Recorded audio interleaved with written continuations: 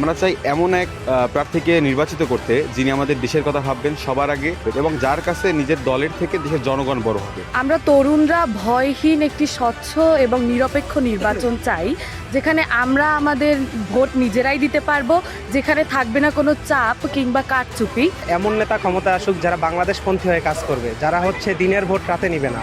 সুষ্ঠু, সাধারণ এবং শান্তিপূর্ণ নিরপেক্ষ নির্বাচন হোক। যে নির্বাচনের মধ্য দিয়ে এদেশের মানুষের মৌলিক অধিকারগুলো রক্ষা পাবে, এমন একটা নির্বাচন চাচ্ছি যে নির্বাচনে থাকবে না কোনো কারচুপি। আদর্শ ব্যক্তি হোক, ভালো, তারপরে সৎ হোক। সৎ, যোগ্য, নীতিবান, আদর্শবান যে নেতা আছেন বরগুনাতে, আমরা তাকেই এই তরুণ সমাজ বেছে নেব।